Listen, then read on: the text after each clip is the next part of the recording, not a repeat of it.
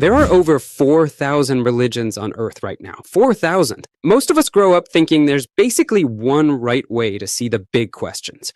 Where we came from, what happens after we die, how to live. But 4,000? And here's the part that gets uncomfortable fast. Some of the biggest religions on the planet, the ones followed by billions of people, don't just say, we are right. Many of their traditional teachings say that if you don't believe the way they do, you don't just miss out, you go to hell. So here's the question. If that many people, across that many faiths, all sincerely believe they found the truth, do we actually need this many religions? Or is something else going on? Most people never really think about this question. They just live inside the answer they were born into. If you grew up in a religious home, your religion probably felt less like a choice and more like the way things are. And the simple version most of us absorb without ever examining it goes like this. My religion is the true one, and the others are just wrong. Not necessarily evil, just mistaken. That sounds simple. It is not simple. Here's the crack in that simple answer. The people who follow a different religion than you, they believe just as sincerely as you do.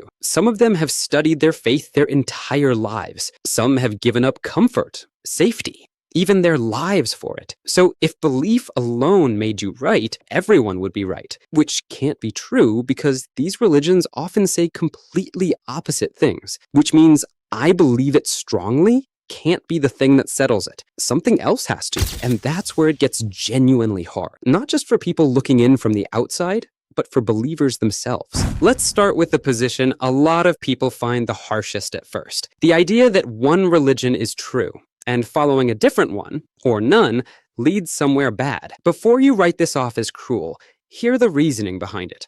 Because it's not coming from a place of hate. It's coming from a place of love, at least in the eyes of the people who hold it. Think about it this way. If you saw a friend about to walk off a cliff because they misread the map, would staying silent be the kind thing to do? Or would real love mean telling them? Clearly, even if it's uncomfortable, you're heading somewhere dangerous. That's the internal logic here. If someone genuinely believes eternity is at stake, staying quiet to avoid an awkward conversation isn't kindness.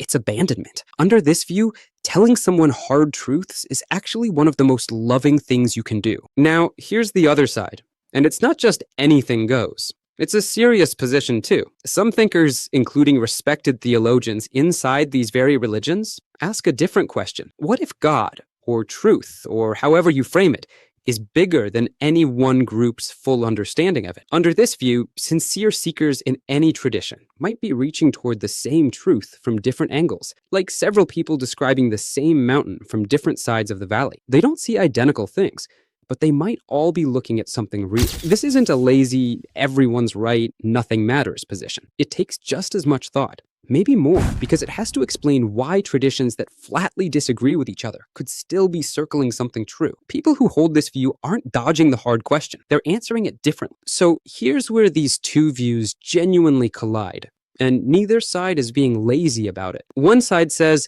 love means telling the truth clearly, even when it's the hardest thing to hear. The other side says, love means staying humble about how much any one group can really know for certain. Both sides think they're being the more compassionate one. That's what makes this so hard to simply settle. Now, here's what we can actually say for sure versus what's still an open question. What we know. Religions multiply because human societies developed separately in different languages, landscapes, and histories, all wrestling with the same basic questions. Why are we here? What happens when we die? How should we treat each other? That part is well documented by history and anthropology. Different starting points naturally lead to different answers. What's genuinely still debated by scholars, by theologians, by ordinary people at kitchen tables is the deeper question. Is one of these traditions capturing something the others miss? Are they all partial glimpses of the same thing? Or is the whole framework of one true answer the wrong way to even ask the question? Nobody, not scientists, not historians,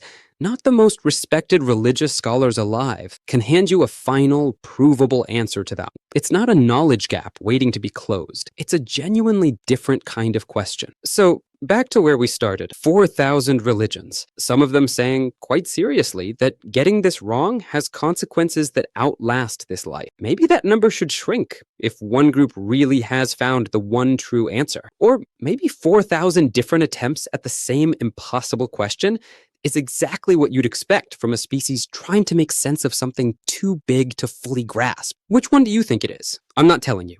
I want to know what you think. Drop it in the comments. And if you've got a religion or a worldview I didn't mention here, tell me where you think it fits into all this.